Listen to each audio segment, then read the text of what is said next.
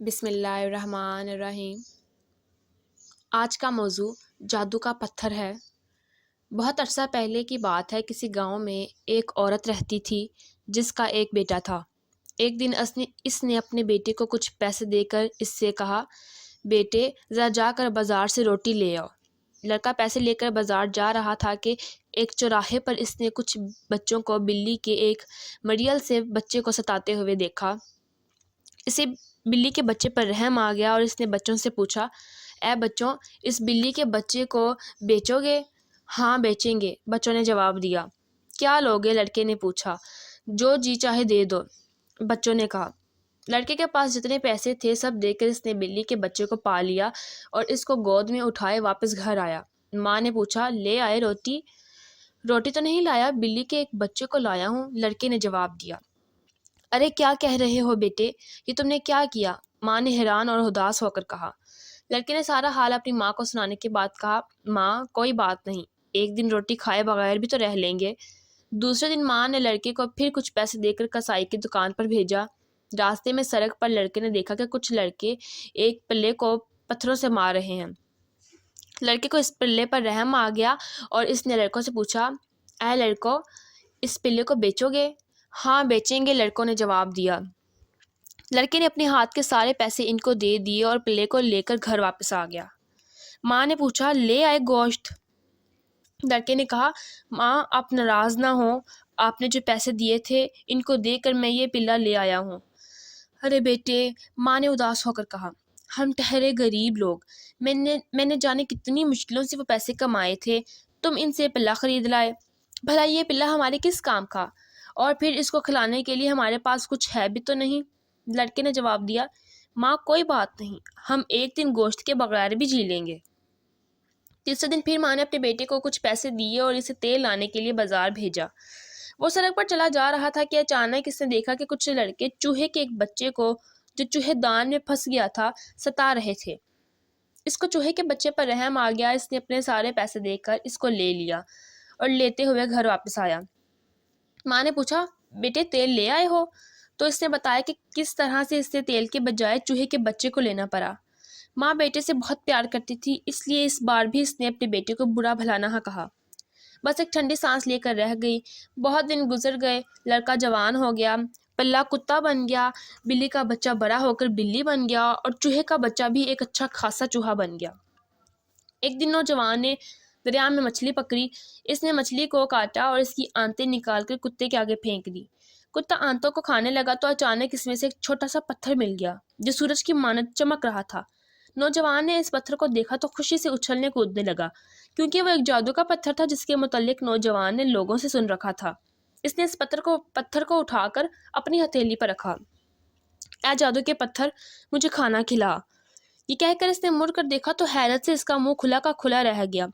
پلک جھپکنے میں اس کے سامنے ایک بیش قیمت دسترخوان پر ایسے انوکھے اور لذیذ کھانے چنے ہوئے تھے جن کو اس نے کبھی خواب میں بھی نہیں دیکھا تھا۔ اس نے پیٹ بھر کر کھانا کھایا، پھر وہ دوڑ کر گھر آیا اور وہ جادو کا پتھر اپنی ماں کو دکھایا۔ ماں بہت خوش ہوئی۔ اسی دن سے ماں اور بیٹا دونوں بڑے چین اور آرام سے زندگی بسر کرنے لگے۔ ایک دن نوجوان شہر گیا، وہاں گھوم پھر رہا تھا کہ اچانک اسے ایک نہایت حسین جوان لڑکی نظر آئی۔ وہ لڑکی نوجوان کو اتنی زیادہ پسند آئی کہ اس نے اس سے شادی کرنے کا فیصلہ کر لیا۔ گھر لوٹ کر اس نے اپنا یہ ارادہ اپنی ماں کو بتایا۔ واہ، تم بھی کیا باتیں کرتے ہو، ماں نے حیرت سے کہا۔ تم یہ بھی نہیں جانتے کہ وہ لڑکی خود بادشاہ سلامت کی بیٹی ہے؟ نہ بابا، میں پیغام لے کر بادشاہ کے پاس کبھی نہیں جاؤں گی۔ لیکن نوجوان اصرار کرتا رہا اور آخرکار ماں مجبوراً راضی ہو گئی۔ اس نے کہا، اچھی بات ہے، کہتے ہو تو چلی جاؤں گی، لیکن اتنا یاد رکھنا کہ بادشاہ کے محل سے آج تک کبھی کسی کو سکھ نہیں ملا۔ رات کے وقت ماں شاہی محل تک پہنچ گئی اور محل کے دروازے کے سامنے کی سڑک پر جھاڑو دے کر اس کی صفائی کر دی۔ صبح کو بادشاہ سلامت محل سے باہر نکلا تو یہ دیکھ کر بڑا حیران ہوا کہ دروازے کے سامنے کی ساری زمین صاف ستھری ہو گئی ہے۔ اگلے دن صبح پھر اس نے دیکھا کہ یہی حال تھا۔ اس سے زیادہ تعجب ہوا اور اس نے رات کو دروازے کے سامنے پہرے دار کھڑے کر دیے۔ تیسرے دن صبح سویرے پہرے دار ایک عورت کو پکڑ کر بادشاہ کے پاس لے آئے۔ بادشاہ نے عورت سے پوچھا، بتاؤ تم روز رات کو میرے محل کے دروازے کے سامنے جھاڑو کیوں دیتی ہو؟ عورت نے کہا، میں ایک غریب بیوہ ہوں، میرا ایک بیٹا ہے، میں آپ کی بیٹی سے اس کی شادی کی خواہش لے کر آئی ہوں، لیکن آپ کے پاس یوں چلے آنے کی مجھے جرت نہیں ہوئی، اور پھر آپ کے پہرے دار بھی تو آنے نہ دیتے۔ کسی غریب عورت کی یہ گستاخی بھلا بادشاہ کیسے برداشت کرتا؟ اس نے غصے میں آ کر حکم دیا کہ عورت کو قتل کر دیا جائے، لیکن اس کے دائیں والے وزیر نے کہا، بادشاہ عالم، اس بیچاری عورت کو قتل کروانے کی کیا ضرورت ہے؟ آپ اس کو کوئی ایسا کام بتائیے جس کو پورا کرنا اس کے بس کی بات نہ ہو، بس پھر یہ خود ہی محل میں آنا بند کر دے گی۔ وزیر کی بات بادشاہ کو پسند آئی اور اس نے عورت سے کہا، جاؤ جا کر اپنے بیٹے سے کہنا وہ میری بیٹی سے شادی کے لیے 40 اونٹوں پر سونا لاد کر لائے۔ ہم بیچارے اتنا سونا کہاں سے لائیں گے؟ عورت نے اداس ہو کر سوچا اور محل سے نکل کر اپنے گھر کی راہ لی۔ گھر لوٹ کر اس نے بادشاہ کی شرط اپنے بیٹے کو بتائی تو اس نے ماں سے کہا، امی جان، آپ فکر نہ کیجیے۔ اس نے جادو کے پتھر کو اپنی ہتھیلی پر رکھا، اس سے کچھ کہا، بس پھر کیا تھا، صبح ہوتے ہی غریب بیوہ کی جھونپڑی کے سامنے سونے سے لدے ہوئے 40 اونٹ کہیں سے آ کر کھڑے ہو گئے۔ نوجوان نے ماں سے کہا، امی جان، آپ ان 40 اونٹوں کو بادشاہ کے پاس لے جائیں۔ ماں کو بڑا تعجب ہوا، لیکن وہ کچھ کہے بغیر ان 40 اونٹوں کو ہانکتی ہوئی بادشاہ کے پاس لے گئی۔ بادشاہ کو بھی بہت تعجب ہوا، لیکن اس نے فوراً ہی ایک اور حکم صادر کر دیا۔ اس نے عورت سے کہا، اپنے بیٹے سے جا کر کہنا وہ اپنی دلہن کے لیے ایک محل بنوائے جو سارے کا سارا خالص سونے کا ہو، تبھی شادی بیاہ کی بات ہو سکتی ہے۔ ماں اور زیادہ اداس ہو گئی اور گھر جا کر بادشاہ کی نئی فرمائش اپنے بیٹے کو سنائی۔ نوجوان نے ماں کی باتیں چپ چاپ سن لی اور پھر سے کہا، امی جان، آپ فکر نہ کیجیے، خالص سونے کا محل بھی بن جائے گا۔ صبح سویرے دریا کے کنارے ایک عالیشان محل کھڑا ہو گیا جو سارے کا سارا خالص سونے کا تھا۔ ایسا محل اس وقت تک کسی نے نہیں دیکھا تھا۔ ماں نے بادشاہ کے پاس جا کر کہا، بادشاہ عالم، لیجیے، محل تیار ہے، ذرا باہر چل کر اس کو دیکھیے تو۔ بادشاہ اپنے وزیروں کے ساتھ باہر آیا اور محل دیکھ کر ہکا بکا رہ گیا۔ اب تو اس کو ٹال مٹول کرنے کی کوئی صورت نظر نہ آئی اور اس نے غریب نوجوان سے اپنی بیٹی کی شادی کر دی۔ بادشاہ کے محل میں ایک چڑیل رہتی تھی۔ اس نے راز معلوم کرنے کا عہد کیا کہ ایک غریب نے راتوں رات ایسا عالیشان محل کیسے بنوا لیا، وہ بھی سونے کا۔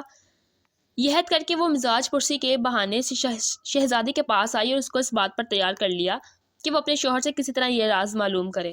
چنانچہ اپنی بیوی کے اصرار پر نوجوان نے بتایا، میرے پاس جادو کا ایک پتھر ہے، اس کی مدد سے میں جو کچھ چاہوں حاصل کر سکتا ہوں۔ تم اس جادو کے پتھر کو کہاں رکھتے ہو؟ بیوی نے پوچھا۔ میں اس کو اپنے منہ میں زبان کے نیچے رکھتا ہوں، نوجوان نے جواب دیا۔ اگلے ہی دن شہزادی نے یہ سب باتیں چڑیل کو بتا دیں۔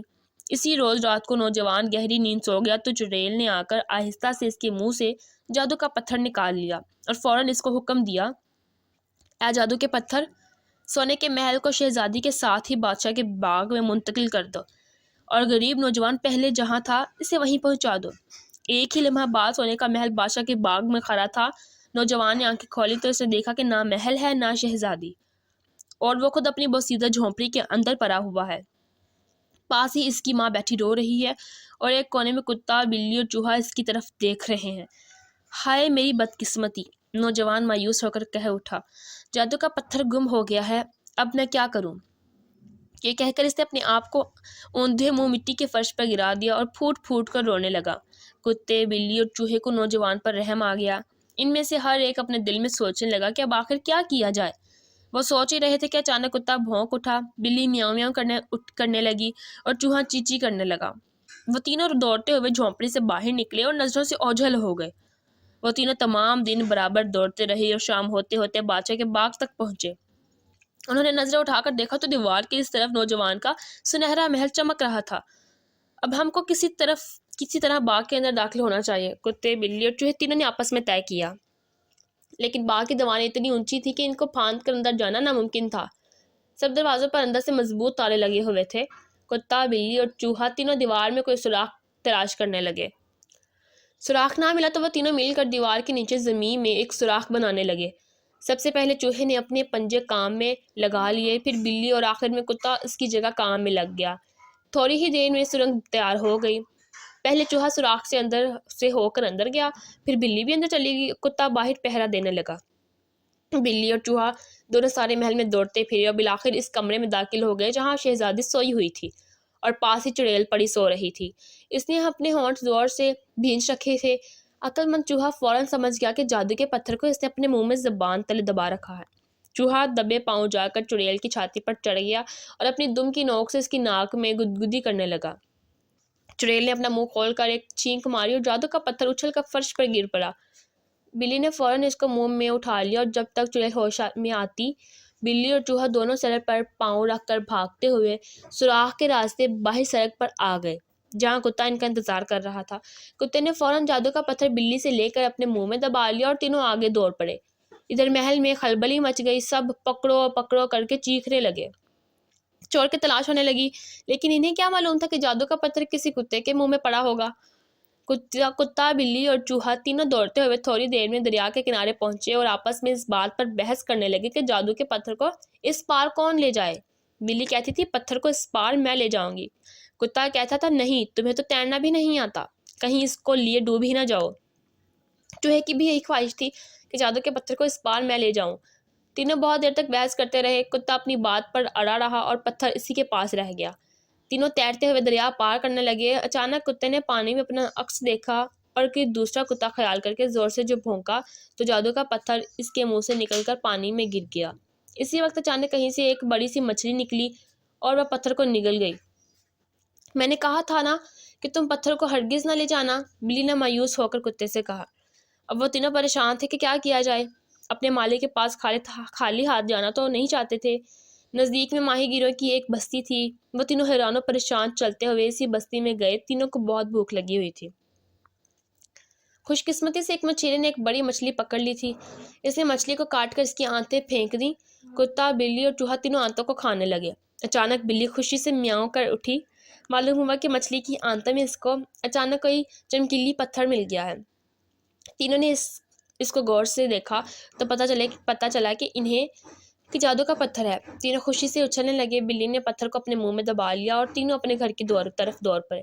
گھر پہنچتے ہی بلی نے جادو کے پتھر کو نوجوان کے گھٹنوں پر رکھ دیا۔ نوجوان اس کو دیکھ کر خوشی سے پھولا نہ سمایا اور اس نے کتے، بلی اور چوہے تینوں سے کہا، تم لوگوں کا احسان میں جیتے جی نہیں بھولوں گا، اور ہم جیتے جی تمہاری خدمت کرنے کو تیار ہیں، کیونکہ کبھی تم ہی نے ہماری جانیں بچائی تھیں۔ کتے، بلی اور چوہے نے ہم آواز ہو کر کہا۔ نوجوان نے جوش میں آ کر کہا، ابھی میں پتھر کو حکم دیتا ہوں، وہ سونے کا محل پھر سے آ جائے گا۔ ماں نے بیٹے کو روکتے ہوئے کہا، رہنے دو بیٹے، سونے کے محل کی ہمیں کوئی ضرورت نہیں۔ تب نوجوان نے جادو کے پتھر سے کہا، محل کو مٹا دو۔ تو بس پھر کیا تھا، نہ محل رہا، نہ چڑیل رہی، اور نہ ہی بادشاہ اور اس کی بیٹی رہی۔ ان سب کا نام و نشان مٹ گیا۔